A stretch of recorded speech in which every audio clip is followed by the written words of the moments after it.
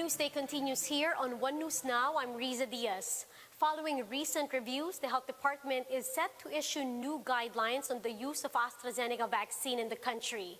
Undersecretary Maria Rosario Vergere is joining us now over the phone to discuss this further. Ma'am, good afternoon. Good afternoon, ma'am. Good afternoon to all of you. Ma'am, first off, can you share with us the details of the reviews conducted by the FDA and experts from other countries?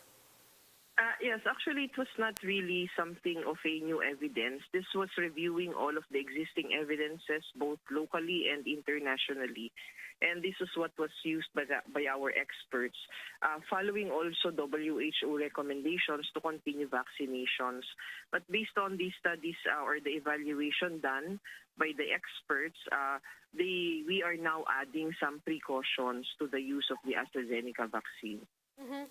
Ma'am, not to preempt anything, pero alin po yung mga specific instructions, the very important ones that we should expect when will this be issued by the DOH, considering the expected arrival of more AstraZeneca jabs this quarter? Yes, actually, what we are doing right now is we're going to talk with our National Immunization Technical Advisory Group because they're the ones in charge of giving guidance to the Department of Health when it comes to implementation based on the recommendations of the Food and Drug Administration. First, we have to look at the specific age group that these vaccines are given because based on the evaluation and based on existing studies, there has been these specific age groups where this side effect of this vaccine are happening. Second, we also have to give some precautions to those who are taking some medications or for those who have this kind of existing disorders so that we can give extra precaution to our citizens. But in the whole, if you try to look at the evaluation points to that fact that we need to continue giving this AstraZeneca vaccine because it is generally safe to the public. It's just that there are these side effects that had been noted, and it happened in a very small percentage of the population abroad. So, ma'am, just for clarification and the knowledge of our viewers, have we seen cases of reported blood clots linked to the vaccine here in our country? And what are the usual side effects based on studies so far? Well, here in the country, as our experts have evaluated all those who have been given by AstraZeneca vaccine, we have not noted of any of these adverse events that had been mentioned. But in the other countries, this small percentage of individuals, the apparent blood clots were noted, and there will be very varied symptoms for these people. It's going to be different across individuals. Mm-hmm. Yusek, we've been seeing an up and down trend in the number of fresh infections. Can we primarily attribute this to artificial counting? There are a lot of factors when we look at the reported cases in our case bulletins. Over the weekend, some of our laboratories would be non-operational. They would not be continuing opening up for operations because of disinfection in their laboratories, or maybe sometimes there would be a day off for our specific healthcare workers or the healthcare workers indisposed. So because of this, when you look at our case numbers from Monday to Wednesday, usually the case numbers are low, but these are just artificial. So we always caution the public, especially when we issue out these case bulletins regarding these matters. So, ma'am, since we're seeing these kind of numbers, given those, is it conclusive to say it's a downward trend overall in infection rate, or is that too early to tell? We cannot really say at this point because as we can see and based on our analysis, cases are still rising. That's why we always caution the public that when we look at the numbers, we have to look at the different factors that may affect that. And we also include that into our case bulletin. So the cases still are in the upward trend, and we have not seen that downward trend yet. One final question, ma'am. A new Lancet study suggests that COVID-19 is, quote, substantially airborne. What are your thoughts on this, and do we have to take new precautions? Well, it is still the same. When we were starting off with this pandemic last year, this kind of studies and this kind of information has been given already. But experts have given us their guidance wherein they say that it's really through droplet infection, and it can only be, or it can only stay longer in the air. The virus can only stay longer in the air if you are in an enclosed setting. That's why we warn people that if you're going out, you're going to places, make sure that the place that you go to is well ventilated, because there is really that study that viruses stay longer in the air when you are in an enclosed space. Well, thank you very much, ma'am, for your time and for your insights. That's Health Undersecretary Maria Rosario Vergere.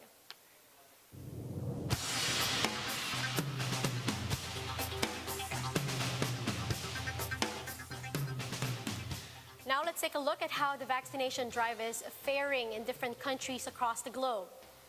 A French junior industry minister says the 27-member European Union bloc is unlikely to renew its vaccine deal with AstraZeneca. Denmark just recently banned the use of the British-Swedish jab after some patients reported blood clot concerns.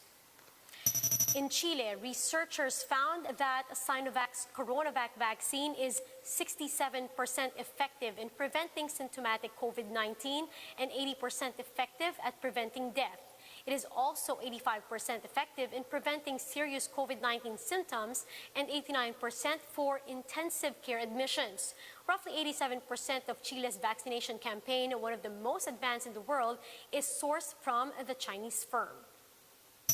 And American pharmaceutical firm Pfizer says people will likely need a third dose of the firm's jab within 6 to 12 months of vaccination. The firm's CEO adds, although annual COVID vaccination may also be required, they are yet to identify how often in a year people should do that. And we'll be back with more stories after this break. Keep it here on One News.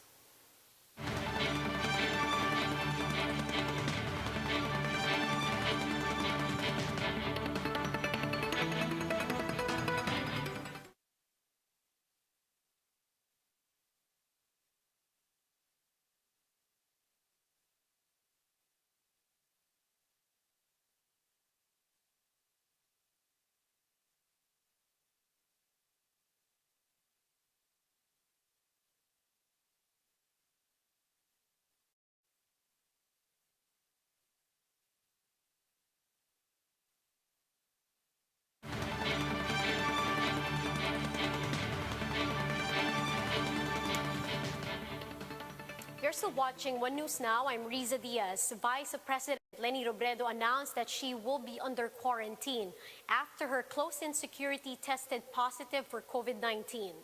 The Vice President said she was all set to leave for Bicol today to pay respects to a friend who died of cancer.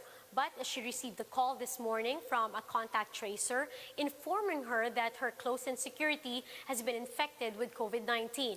Robredo said while they follow very strict health protocols, she was a very close contact and needed to do the required quarantine and RT-PCR test.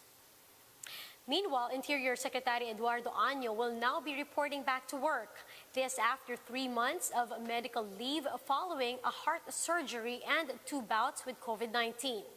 DILG spokesperson and Undersecretary Jonathan Malaya said Año received his medical clearance on Friday and has been allowed to initially work from home. Malaya assured that Año will eventually be back to resume his full normal routine at the agency.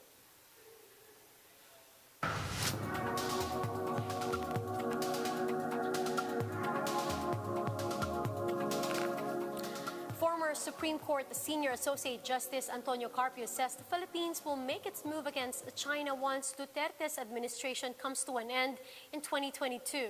More of this on Bloomberg Markets Asia. Associate Justice Antonio Carpio. Justice, good to have you with us. I'm just wondering, what's your own reading of the situation in the South China Sea? I mean, some say that the little fishing boats are just lining up. Well, this is part of the strategy of China to take possession of the maritime zones in the West Philippine Sea and all over the South China Sea within the 9-dash line. So their massive presence in Julian Felipe Reef and in other areas is a prelude to their building in the future military installations in these selected areas. In the case of Julian Felipe Reef, it's very close to to Mischief Reef, which is their biggest air and naval base in the Spratlys. So it's only 50 nautical miles from Mischief Reef. So they need to put up a military installation on Julian Felipe Reef to protect their air and naval base in the Mischief Reef.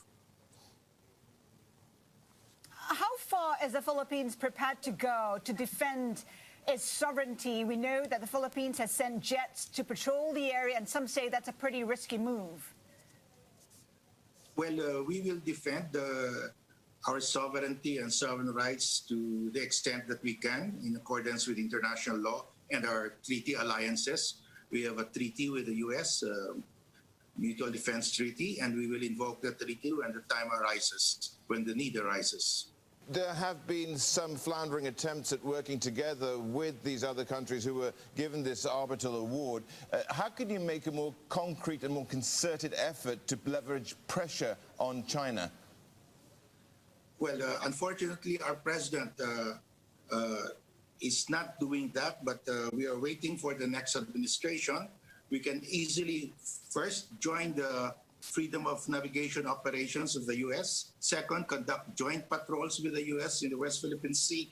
Third, conduct joint patrols with Malaysia and Vietnam on each other's EEZ, so that we will be telling China, the three countries, Vietnam, Malaysia, and the Philippines, will be telling China, we have our own EEZ in the South China Sea, and your 9-dash line cannot take that away from us.